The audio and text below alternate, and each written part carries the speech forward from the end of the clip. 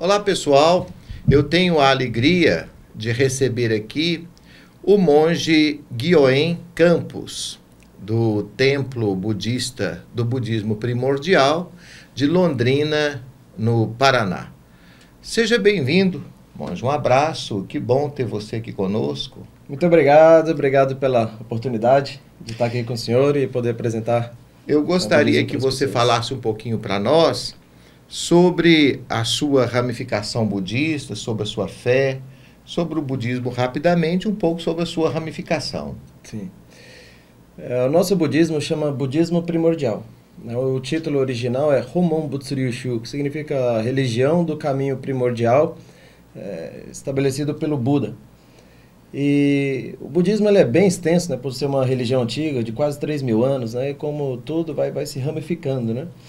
E o budismo foram pregados, né, 84.000 sutras, né, os ensinamentos, que seria equivalente aos evangelhos, né?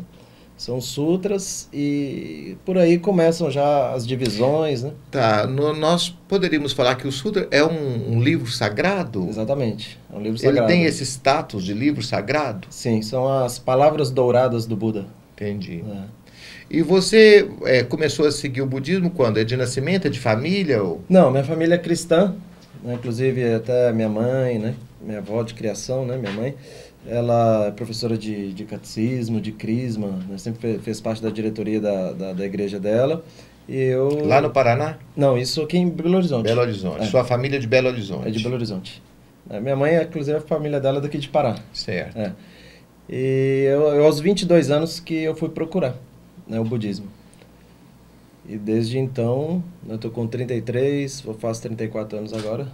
Hoje você é sacerdote lá no templo, lá em Londrina. Isso. Certo. Você é solteiro, casado, celibatário? Sou casado. Casado? O budismo não existe, nossa ramificação, né? Não existe o celibato, né? Algumas sim, né? Algumas sim. Você inclusive visitou lá o Nepal há um tempo atrás, visitou o Japão, esteve lá na cidade do Buda, onde o Buda nasceu. Hoje é tão difícil você separar o que é lenda, o que é histórico, o que é fato, o que se tem. Você esteve lá na origem, esteve ali perto e tal. Como que nós podemos conhecer de verdade o Buda, o Siddhartha, vamos falar assim? O próprio Buda, ele, quando estava prestes a partir, ele falou, né, não é para devotar a minha imagem, isso aqui não sou eu, isso é transitório, né? Sim. É para a gente, né, almejar e devotar o estado de Buda. Buda é um título, né, não é nome, né? Então é devotar esse estado de iluminação. Então a gente deve enxergar o Buda dessa forma, né? Não como essa figura que a gente enxerga, né, de status e imagens, né, mas dessa forma. Mas é certo que ele é um fundador, né? Sim. Ele é o fundador do budismo, né? O Siddhartha Gautama. Né? E como há muitos renascimentos, por exemplo, o próprio Siddhartha Gautama passou por muitos renascimentos de acordo com a crença budista. Sim, né? Sim. Que conexão existe entre uma vida e outra? É que o budismo, ele acredita, na verdade, o budismo primordial ensina pra gente que só existe uma vida. Né? Sim. Que é a vida da alma. Né? Diz que a alma ela não morre, né, e nem nasceu, ela simplesmente existe. Né? Então a gente procura sempre ver desse ponto de vista primordial. Inclusive o budismo primordial, esse primordial significa isso, né? O oposto de transitório, né? Aquilo que não é mutável. Né? Que o Buda é dessa forma, por isso que a gente procura enxergá-lo pela iluminação, né? Por esse estado, né? E não da forma física que nasce, morre, nasce e morre. Né? É uma nova relação com o tempo, né? É uma nova relação com o tempo. Embora nas histórias do Buda fala que ele lembrava das encarnações passadas, vou usar essa linguagem encarnação. Tudo bem. Sim, inclusive o Buda, quando ele foi revelar essa existência que a gente chama do Buda primordial, né, que seria o equivalente a Deus, né, vamos dizer assim, né, o Espírito Santo, né, se falar na linguagem cristã, ele falou assim, na verdade eu não atingi a iluminação lá 50 anos, né, atrás, sentado embaixo de uma árvore, meditando. Eu atingi a iluminação num passado remoto e o caminho para atingir a iluminação foi o caminho altruísta. Né? Foi o caminho de transmitir esse ensinamento para conduzir todas as pessoas à iluminação. Então ele falou assim, por um tempo em dobro desse passado remoto, eu pratiquei esse caminho altruísta, né, o ser salvador, né, e aí que ele conseguiu alcançar esse estado. É difícil você entender certos conceitos numa cultura ocidental, inclusive essa de relação com o tempo, né? Nós temos uma visão do tempo bastante linear, né? E não um tempo cíclico. Por exemplo, você poderia falar para mim o que você entende sobre os conceitos de karma, de dharma, de samsara? Claro que eu ia falar isso num filme de 10 minutos. É um desafio, né? Mas vamos lá, dharma, no pé da letra, significa lei. Né? Então, por exemplo, a lei da gravidade seria um dharma da gravidade. E quando a gente fala de dharma em relação ao budismo, é uma lei também, uma lei universal de que todos os seres que praticarem esse mesmo caminho altruísta que o Buda praticou, né, vão atingir a iluminação. Então esse é o dharma sagrado. O karma, ele é resultado de tudo que a gente fala, pensa ou sente e faz. Desculpa frear você um pouquinho. Tudo bem. Mas como é que eu vou saber se a minha vida está em sintonia com o dharma, por exemplo? Sim. É quando você ajuda uma pessoa, mas não é qualquer tipo de ajuda, né? Porque, por exemplo, um salva-vidas, tem várias profissões, né? Pessoas altruístas, né? Pessoas, né, que praticam filantropia, pela compaixão, né? Mas é um tipo específico de ajuda. É a ajuda que vai conduzir o indivíduo a esse estado supremo, né, de evolução espiritual, né, que é a iluminação. Qual que seria o ideal ético para o budismo? Qual a maneira de viver correta? É o nosso lema. A gente fala assim: eu vos respeito profundamente, de maneira nenhuma vos desprezo.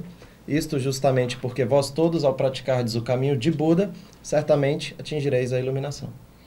Sim, mas está me parecendo que você falou uma fala decorada. Foi. Né? Esse é o nosso lema, as 24 palavras dármicas que a gente repete todos os dias, né? Mas é justamente isso, é respeitar as pessoas e não desprezar ninguém, porque pode pegar o pior indivíduo do mundo, ser esse pior pessoa do mundo, imagina, né? Esses ditadores, né, que tiveram na história, se essa pessoa, o pior, né, ele praticar o caminho de Buda, ele vai atingir a iluminação também. Né? Então, por isso que não podemos desprezar absolutamente ninguém. Agora nós estamos na campanha da fraternidade da Igreja Católica e nesse ano de 2020 é o tema da compaixão, que legal. Que é bem budista, né? Quer dizer, ilustrando com a história do bom samaritano que viu um moço no chão que ele nem conhecia, está lá no Evangelho. E ele para e dá socorro para ele, independente de saber quem seja ou não. Né? O próximo é aquele que precisa de mim. A ideia de vida após a morte. Perguntando coisas difíceis a partir da minha fé para que muita gente possa entender. Perguntaram isso para o Buda uma vez. Buda, o que acontece depois que morre? Diz que o Buda fez silêncio. A resposta dele foi o silêncio. Por quê? Porque não morre. Não morre. Em primeiro lugar. E segundo, porque não importa. O que importa é agora. Faz o que você tem que fazer agora. Não deixa para ser feliz depois que morrer. Né? Não deixa para fazer alguma coisa para melhorar depois que morrer. Valorize o presente momento. Nesse sentido, né, de ninguém... A gente pensa que morre, mas não morre. Pensa que nasce, mas não nasce. A vida é contínua. Em que o budismo se distingue do hinduísmo, por exemplo? Porque, como eu falei, o budismo tem muitas ramificações. Se a gente pegar certas ramificações budistas, elas estão bem próximas mesmo do hinduísmo, né? Agora, você pega o nosso budismo, por exemplo, está bem distante já, porque o hinduísmo, né, ele é uma religião dos brahmanes, né? E é uma religião que é muito parecida com o budismo da era do Dharma figurado, que a gente chama, né? Que é o budismo Theravada, o budismo esotérico, né? Que tem aquelas divindades, né? São práticas ascéticas bem austeras, né? E acaba diferenciando bastante nesse sentido, né? Uma prática mais pessoal também, não envolve muito essa questão da compaixão, da prática impessoal voltada para as outras pessoas. Como que a gente convive com a dor? A dor, ela faz parte da vida. O Buda já falava também, não nascemos no mar de rosa não, a gente nasceu no mar de sofrimento. Então, a dor, ela depende de como a gente digere, como a gente interpreta essa dor. A dor, ela pode servir para te afundar, fazer o indivíduo sucumbir, né? Que não é o nosso caso, a gente procura pela dor um aperfeiçoamento, um crescimento, um fortalecimento. A gente percebe hoje um crescimento da violência, do ódio, da maldade humana. Nesse sentido, está mais fácil ou mais difícil ou mais desafiador para o budismo? Uma sociedade cheia de haters na internet, que prega mesmo uma espécie de violência, de intolerância. Então, hoje existe essa questão da liberdade, né? Todo mundo consegue falar muito fácil, né? Ainda mais através da internet, né? Coisas que às vezes se fosse cara a cara eu não falaria, né? Mas o budismo, né? A gente vê assim, eu até costumo falar com as pessoas, né? Falo assim, hoje a gente vê quanta violência tem, tudo isso que o senhor citou, né? Mas se a gente for pensar 2.000 anos atrás, né? Ou até menos, 1.000 anos atrás, né? Menos 500 anos atrás, o descobrimento do Brasil, né? Acho que era bem pior, né? Porque as pessoas ali no estádio não era para assistir um jogo de futebol, era para assistir um cortando a cabeça do outro, né? Ver os gladiadores, né?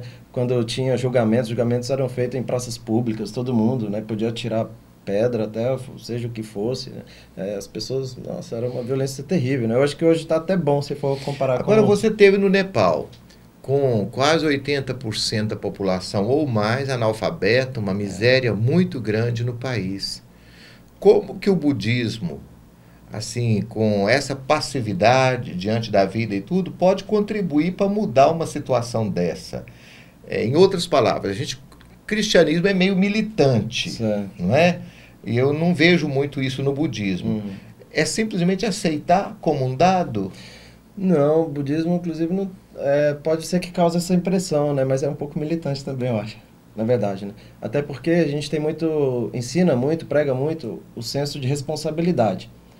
Tá certo que eu não posso chegar para uma pessoa e falar assim, ó, você está sofrendo assim, você nasceu na miséria, é culpa sua, porque alguma coisa você fez que você está colhendo isso. As castas na Índia. Né? Mas a gente tenta trazer para a própria pessoa ela ter essa autorreflexão e chegar a essa conclusão. Falar assim, eu estou simplesmente colhendo o que eu plantei. Né? Pode ser que foi numa vida passada, como a gente falou, né? Fisicamente mesmo, até, né? Numa vida passada, vai saber por quê. Mas você não acha que isso aí já é um pouco da nossa filosofia grega, que influenciou muito o Ocidente? Será que lá no Nepal, no norte da Índia, tem essa ideia? Lá, principalmente, acho que tem. Até porque, como você falou, essa questão de casta, né? Lá é social, então eles aceitam bem mais fácil até, né? Eles já nascem pobres, nascem naquela condição e eles nem imaginam que eles podem, talvez, superar isso. E para você, por exemplo, trabalhar numa situação dessa é um tanto quanto desafiador. É desafiador. Porque você não vai aceitar isso simplesmente como um dado, assim, da natureza ou da sorte. Tanto é que na Índia hoje praticamente não tem budismo mais, justamente por causa disso, né? Que o budismo acaba com a casta. Porque o budismo vai perante o Dharma, né? Perante o ensinamento, todo mundo é igual. Né? Os brahmanes e as castas mais baixas, todo mundo mesmo nível, né? E você saiu do Nepal e foi para o Japão, uma realidade completamente diferente, né? Como é que é o seu budismo no Japão? O nosso budismo no Japão também, né? É um pouco desafiador. Por quê? Porque, principalmente no Japão, que é um país antes do budismo chegar, é um país shintoísta, né? E o shintoísmo, ele é muito conhecido por reverenciar muito os antepassados, né? Os deuses, né? Lá tem deus de tudo, deus do sol, do ar, do que for. Né? Então, e não existe assim uma prática que existe um comprometimento, uma prática religiosa, uma prática da fé mesmo. Então, a maioria, uma grande parte do budismo do Japão, eles não praticam uma fé diariamente, eles rezam só para os falecidos, só para os antepassados. É dia de falecimento, aniversário de falecimento do meu avô, vamos rezar para ele, só assim. Você falou da oração aí, e na sua vida, na vida de um budista, na sua linhagem, qual é o papel da meditação, da oração? O que significa na vida do budista? É tudo. O budismo, a gente pode, no caso, simplificar ele a isso. O que é budismo? É rezar. Mais nada, fazer sua oração diária. A gente come todo dia, bebe todo dia, dorme todo dia, tem um monte de coisa que a gente faz todo dia. Agora, e a parte espiritual? Quem trabalha ela todo dia? Né? Quem alimenta o espírito todo dia? Então, da mesma forma, é uma necessidade física, né, espiritual, que ela é nutrida, né, saciada pela oração. No cristianismo, nós temos algumas festas que hoje fazem até parte da cultura, às vezes nem é tão cristã mais. Como Natal, Semana Santa e tal, festa de padroeiro. Quais são as festas principais do budismo? Budismo, a festa principal, né? Você pega até budismo geral falando, Eu sempre estou referindo mais à sua linhagem, por exemplo. Tudo bem. A nossa é sempre em gratidão ao Buda e aos mestres, né? Mas tem um dia, um mês, uma data? Tem sempre, né? Sempre próximo da data de falecimento dos nossos grandes mestres. Né?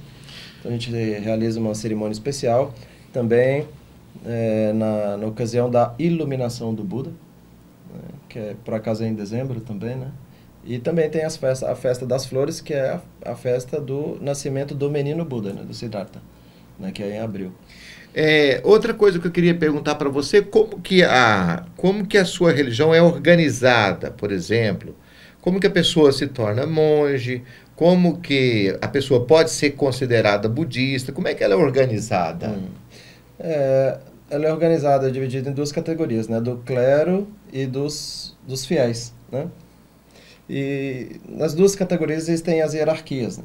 O budismo no clero vai desde, entre aspas, né, um papa, né, o nosso sumo pontífice, até o neófito monge, né? Todos são monges, né? E para poder se tornar monge, um mestre tem que te aceitar, você pede para um mestre, né, para ser o discípulo dele, ele te aceitar, e existe um período mínimo, né, de seminário até que ele possa ser ordenado a monge, receber o nome de monge e seguir a sua carreira. Aí, na medida do tempo, vai subindo de grau, né, que vai indo de acordo com a faixa, a cor da faixa, assim. E esse estudo consiste em quê? Na prática, principalmente. Né? Na prática, principalmente, existe a Escola Técnica de Sacerdotes também, né? Todos devem estudar, claro, sim, muito, né? Mas não existe, assim, como no cristianismo, né? Uma faculdade de teologia, de filosofia, né? Que tem que fazer. Não é isso não, é incentivado, né? O estudo, mas em termos de faculdade, cada um pode escolher o curso que quer fazer, pode ser até alguma coisa nada a ver com o budismo. A sua ramificação tem muitos seguidores? No Brasil, hoje, né, apesar da gente ser o budismo mais antigo do Brasil, que chegou com o primeiro navio da imigração japonesa, né, eu acho que a gente podia ser bem maior do que a gente é, porque ainda assim ficou concentrado muito dentro da colônia japonesa, né? Começou a falar em português de uns 10, 15 anos para cá, mais ou menos. Entendi. Então, eu acredito que isso prejudicou um pouco essa expansão, né, concentrado justamente ainda na colônia japonesa. Hoje, você frequentando um templo, você vê que 90% são descendentes japoneses. Lá no seu templo, por exemplo, tem quantos participantes, mais ou menos? Lá nós temos hoje um templo de 70 anos, né? Esse ano a gente completa 70 anos. É o mais antigo? Não. E lá a gente tem 90 famílias, mais ou menos, né? Que dá umas 250 pessoas. E a manutenção desse templo é com contribuição dos próprios seguidores? Contribuição dos seguidores, e para compensar, né? Que às vezes não é suficiente, a gente faz promoções de evento também. Sim. O mais antigo fica onde? Em Lins, o primeiro templo, Lins, São Paulo. Certo. O budismo não é uma religião proselitista, ele não corre atrás, ele não faz propaganda de si mesmo para buscar seguidores. Como é que acontece isso? O crescimento é lento? É lento, tem sido lento, né? Mas é para ser grande, na verdade, né? Porque, por exemplo, teve um boom, assim, né? Uma larga expansão, né, quando o mestre, né, que trouxe o budismo para o Brasil, por quê? Pela dificuldade das pessoas, né? Os imigrantes japoneses vieram, moravam na roça, não tinham acesso ao hospital, a médico, nada, não tinha dinheiro, não tinha nada. Então o único recurso que eles tinham era rezar. Né? Sabiam que ouvi falar, tem um monge lá que reza e as pessoas se curam, recebem as bênçãos, as coisas acontecem. Então traz esse monge aí, nem quer saber de onde veio. Uhum. Hoje você vê tantas modalidades de budismo que eu fico pensando que às vezes a gente nem entende direito. O que te aborrece um pouco nas manifestações ou nas ramificações budistas que se apresentam hoje? Às vezes eu acho até alguns aventureiros que se dizem budistas, vão para a televisão, pega algum artista famoso. O que te incomoda assim? Você acha que em vez de fazer um bem, acaba fazendo um mal à própria religião? Olha, confesso que não me incomodo muito não, até porque mesmo às vezes essas pessoas que vão para a mídia, são famosas na mídia, né? Hoje tem vários, né, monjas, né, famosos na mídia, eles trazem pessoas para mim lá também. Né? Chega gente lá no meu templo e fala assim, eu estava assistindo o vídeo do monge, da monja lá, eu gostei, vim cá ver. As pessoas não sabem que existe uma diferença, né? Mas agora, se prejudica a nossa imagem, é ruim, né? Porque para uma pessoa que não conhece o budismo é tudo igual, né? Nem sabe que existem essas ramificações, né? Verdade. O que você gostaria de falar que eu não perguntei para você? Gostaria de falar para todos, né, que eu falei, né, mas é só para reforçar, né, que assim como a gente bebe, se alimenta, dorme, né, descansa, trabalha, brinca todos os dias, eu acho que essa parte espiritual todos devem procurar, né, fortalecer essa parte também, nutrir essa parte também, porque a espiritualidade, né, eu acho que ela é o futuro da nossa humanidade. A humanidade está cada vez mais afastada dessa espiritualidade. Então, que as pessoas elas possam encontrar a sua própria espiritualidade e saber que ela se encontra, né, nesse aspecto, né, da campanha da fraternidade desse ano, né, pela compaixão. É assim que a gente vai conseguir construir um mundo melhor. Né, melhor para você, para sua família, né, para os seus filhos, para os seus amigos, né, para quem você conhece. E a gente não pode achar que o mundo melhor está depois que a gente morrer, depois que eu vou para o céu. Não, a gente tem que trazer o céu para cá, construir ele aqui e agora. Como é que você reza? Nossa oração é um mantra, né? É um mantra e o nosso mantra é assim: Namo Myo Ho Renge Kyo. Aí a gente fica entoando assim, né? Namo Myo Ho Renge Kyo, Namo Myo Ho Renge Kyo. Tá, e o que significa isso? Significa causa, essência e semente da iluminação. E diante de um quadro que tem palavras sagradas. Exatamente, né? A gente tem um pergaminho, né? Pode chamar de mandala também, apesar que não é círculo, né? Mas o pessoal entender como se fosse um grande oratório, né? Que aqui em Minas Gerais é.